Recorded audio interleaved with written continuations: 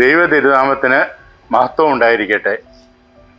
രഹാബോത്ത് Emmanuel മിനിസ്ട്രിയുടെയും രഹാബോത്ത് YouTube ചാനലിൻ്റെയും പുതിയ എപ്പിസോഡിലേക്ക് എല്ലാവർക്കും സ്വാഗതം.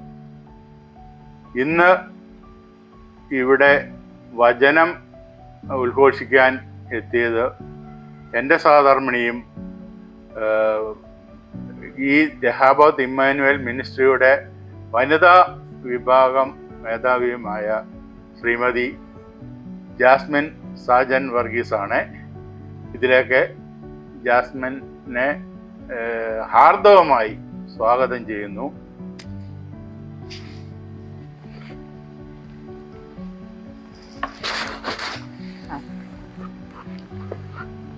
ഹല്ലേലൂയ, സ്തോത്രം. രഹബോത്ത് ഇമ്മാനുവേൽ മിനിസ്ട്രിയുടെ ഭാഗമായി തീരുവാൻ കർത്താവായ ദൈവം എന്നെ തിരഞ്ഞെടുത്തതിന് ആദ്യം തന്നെ സർവേശ്വരന് കോടാനുകോടി നന്ദി സ്തുതിയും അർപ്പിക്കുന്നു. ഞാൻ ഇന്ന് ഒരു സങ്കീർത്തനം വായിക്കാനാണ് ആഗ്രഹിക്കുന്നത്. സങ്കീർത്തനം 34 എല്ലാവർക്കും സുപരിചിതമായ ഒരു സങ്കീർത്തനമാണ്. അതിൽ നിന്നും ഏതാനും വാക്കുകൾ പറഞ്ഞ് നിങ്ങളെ ബലപ്പെടുത്തുവാൻ ഞാൻ ആഗ്രഹിക്കുന്നു. ഹല്ലേലൂയ, സ്തോത്രം. സങ്കീർത്തനം 34. ഞാൻ യഹോവയെ എല്ലാ കാലത്തും വാഴ്ത്തും, അവൻ്റെ സ്തുതി എപ്പോഴും എൻ്റെ നാവിന്മേലിരിക്കും. യഹോവയെ വാഴ്ത്തേണ്ടത് എല്ലാ കാലത്തുമാണ്. ആ ഒരു സെൻറ്റൻസാണ്, ആ ഒരു വചനമാണ് എന്നെ ഏറ്റവും ബലപ്പെടുത്തിയത്.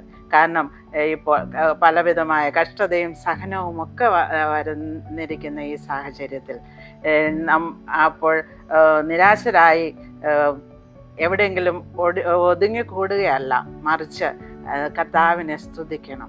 കർത്താവിനെ സ്തുതിക്കേണ്ടത് എല്ലാ കാലത്തുമാണ്, അതല്ലാതെ സന്തോഷകാലത്ത് മാത്രമല്ല എന്നുള്ള ഈ വചനം എന്നെ വളരെയധികം ബലപ്പെടുത്തി എന്നിപ്പോൾ തന്നെ പറയട്ടെ. രണ്ടാമത്, അവൻ്റെ സ്തുതി എപ്പോഴും എൻ്റെ നാവിന്മേലിരിക്കും.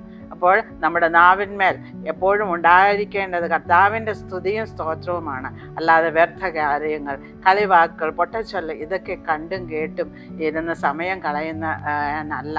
നമ്മുടെ നാവിന്മേൽ എപ്പോഴും അവിടുത്തെ പ്രകീർത്തിക്കുന്ന, അവിടുത്തെ സ്തുതിക്കുന്ന, അവിടുത്തെ വാഴ്ത്തുന്ന ഗീതങ്ങൾ പാടണം. അത് നമ്മുടെ വോയിസ് എത്ര നല്ലതാണ്, അല്ലെങ്കിൽ അത് പാടുന്ന രീതി എത്ര ശരിയാണ്, അതൊന്നുമല്ല അതിന് പ്രേരകമായിരിക്കുന്നത്. നമ്മൾ നമ്മുടെ കർത്താവിനെ സ്തുതിക്കുന്നതാണ്. അത് ഓർത്ത് നോക്കിക്കേ, കിളികൾ എപ്പോഴും പാട്ടുപാടി ദൈവത്തെ സ്തുതിക്കുന്നു. നമുക്ക് ദൈവം ചെയ്ത അനുഗ്രഹങ്ങൾ ഓർക്കുമ്പോൾ ഇന്ന് നമ്മൾ ജീവനോടെ ഇരിക്കുന്നു എന്ന് തന്നെ ഉള്ളത് ഏറ്റവും വലിയ അനുഗ്രഹമാണ്. എന്നിട്ട് നമുക്ക് ദൈവത്തെ സ്തുതിക്കാൻ കഴിയുന്നില്ല എന്നുള്ളത് വളരെ ഖേദകരമല്ലേ? അതുകൊണ്ട് എല്ലാ കാലത്തും എല്ലാ സമയത്തും നമ്മൾ ദൈവത്തെ വാഴ്ത്തുകയും അവനെ സ്തുതിക്കുകയും ചെയ്യേണ്ടത് അത്യാവശ്യമാണ്. ഇനി അടുത്തതായിട്ട്, ഞാൻ യഹോവയോട് അപേക്ഷിച്ചു, അവൻ എനിക്ക് ഉത്തരമരുളി, എൻ്റെ സകല ഭയങ്ങളിൽ നിന്നും എന്നെ വിടുവിച്ചു. നമ്മൾ എല്ലാവരും അനർത്ഥകാലത്ത് ഇല്ല കഷ്ടതയുടെ കാലത്ത് വലിയ ഭയത്തിലാണ്. അപ്പോൾ നമുക്ക് ഭയം നമ്മളെ വല്ലാതെ പീഡിപ്പിക്കും. കാരണം പിശാച് നമ്മളെ എല്ലാം തീർന്നു, ഇനിയും ഒന്നുമില്ല, നിരാശയുടെ പടുകുഴിയിലേക്ക് നമ്മളെ തള്ളിയിടും. എന്നാൽ ഈ ഭയത്തിൽ നിന്ന് ഭയപ്പെടേണ്ട, ഞാൻ നിന്നോട് കൂടെയുണ്ട്, ഭ്രമിച്ചു പോകേണ്ട, ഞാൻ നിൻ്റെ ദൈവമാകുന്നു എന്ന് നമ്മുടെ കർത്താവ് അരുളി ചെയ്തിട്ടുണ്ട്. ആ വചനത്തിൽ ബലപ്പെട്ട് മുന്നോട്ട് പോകുമ്പോൾ കർത്താവ് നമ്മളെ അനുഗ്രഹിക്കുക തന്നെ ചെയ്യും. ഇനി അവങ്കിലേക്ക് നോക്കിയവർ പ്രകാശിതരായി, അവരുടെ മുഖം ലജ്ജിച്ചു പോയില്ല. ഈ എളിയവൻ നിലവിളിച്ചു, യഹോവ കേട്ടു, അവൻ്റെ സകല കഷ്ടങ്ങളിൽ നിന്നും അവനെ രക്ഷിച്ചു. യഹോവയുടെ ദൂതൻ അവൻ്റെ ഭക്തന്മാരുടെ ചുറ്റും പാളയം ഇറങ്ങി അവരെ വിടുവിക്കുന്നു. ഹല്ലേലൂയ, സ്തോത്രം. എന്ത് ആശ്വാസപ്രദമായ വാക്യമാണിത്. നോക്കിക്കേ, നമ്മൾ കഷ്ടത വരുമ്പോൾ സാധാരണ പ്രഭുക്കന്മാരിലും നമ്മുടെ ബന്ധുക്കളിലും ചാർച്ചക്കാരിലും ഒക്കെ നമ്മുടെ ശ്രദ്ധ പോകും. അവരോടൊക്കെ നമ്മൾ നമ്മുടെ സങ്കടം പറയും. പക്ഷേ അവരെല്ലാം പറയുന്ന വാക്കുകൾ ഇല്ലേ, അവരുടെ പ്രവൃത്തികളെല്ലാം നമ്മളെ നിരാശയിലേക്കാണ് കൊണ്ടുപോകുന്നത്. എന്നാൽ അവങ്കിലേക്ക് നോക്കിയവർ പ്രകാശിതരായി. നമ്മൾ നോക്കേണ്ടവനിലേക്ക് നോക്കണം. ആ കർത്താവിലേക്ക് നമ്മൾ നോക്കുമ്പോൾ നമ്മൾ പ്രകാശിതരാകും. നമ്മളെ ലജ്ജിതരായി പോകുവാൻ അവിടെ ഒരു നാളും സമ്മതിക്കുകയില്ല. സകല കഷ്ടങ്ങളിൽ നിന്നും നമ്മളെ രക്ഷിക്കുവാൻ, വിടുവിക്കുവാൻ നമ്മുടെ കർത്താവിന് കഴിയും എന്നുള്ള വലിയ ഉറപ്പ് നമുക്കുണ്ടായിരിക്കേണ്ടതാണ്. യഹോവയുടെ ദൂതൻ അവൻ്റെ ഭക്തന്മാരുടെ ചുറ്റും പാളയമിറങ്ങി അവരെ വെടിവെക്കുന്നു. നമ്മുടെ സുരക്ഷതയ്ക്ക് വേണ്ടി ഒന്നും നമ്മൾ ഭാരപ്പെടേണ്ട. നമ്മുടെ കുഞ്ഞുങ്ങളൊക്കെ ഓരോ വഴിക്ക് പോകുമ്പോൾ നമ്മൾ അവരെങ്ങനെ മടങ്ങി വരുമോ, അവിടെ എത്തിയോ ഇവിടെ എത്തിയോ ഒന്നൊന്നും ചോദിച്ച് നമ്മൾ ഭയപ്പെട്ടിരിക്കേണ്ട കാര്യമില്ല. നമ്മൾ കർത്താവിനോട് പ്രാർത്ഥിക്കണം. അപ്പോൾ നമുക്കൊരു ഉറപ്പുണ്ടാകും. ദൂതന്മാർ അവർക്ക് ചുറ്റും പാളയമിറങ്ങി അവരെ പാലിക്കും, അവരെ വിടുവിക്കും, അവരെ സുരക്ഷിതരായി മടങ്ങി വരും എന്നുള്ള ഒരു ധൈര്യം നമുക്കുണ്ടായിരിക്കേണ്ടതാണ്. ഇനി ബാലസിംഹങ്ങളും ഇരകിട്ടാതെ വിശന്നിരിക്കും, യഹോവയെ അന്വേഷിക്കുന്നവർക്കോ ഒരു നന്മയ്ക്കും കുറവില്ല. അതിൻ്റെ 34:10 പറയുന്നത് ഇപ്രകാരമാണ്. ഒരിക്കൽ കൂടി പറയാം.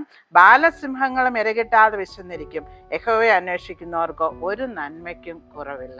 നമ്മൾ ബാലസിംഹങ്ങൾ പോലും സിംഹം ഇരയ്ക്ക് വേണ്ടി ഇങ്ങനെ അന്വേഷിച്ച് നടക്കേണ്ട ഒന്നും വരത്തില്ല. അതിൻ്റെ പേരൻസ് അല്ലെങ്കിൽ അതിൻ്റെ മാതാപിതാക്കൾ അതിന് വേണ്ട ഭക്ഷണം തക്ക സമയത്ത് എത്തിച്ചു കൊടുക്കും. എന്നാൽ അവ പോലും ചില സന്ദർഭങ്ങളിൽ ഭക്ഷണമില്ലാതെ ഭാരപ്പെട്ട് എന്ന് വരാം. എന്നാൽ കർത്താവിൽ ആശ്രയിച്ച് അവനിൽ തന്നെ ആശ്രയം വെച്ചിരിക്കുന്ന നമുക്ക് ഒരു നന്മയ്ക്കും മുടക്കം വരികയില്ല എന്നാണ് യഹോവ അരുളി ചെയ്യുന്നത്.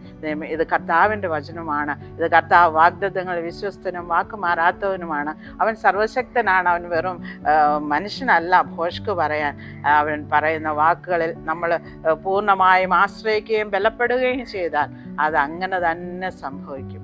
ആകാശവും ഭൂമിയും ഒഴിഞ്ഞു പോയാലും അവിടുത്തെ വചനത്തിൽ നിന്ന് വള്ളിക്കോ പുള്ളിക്കോ വ്യത്യാസം വരികയില്ല.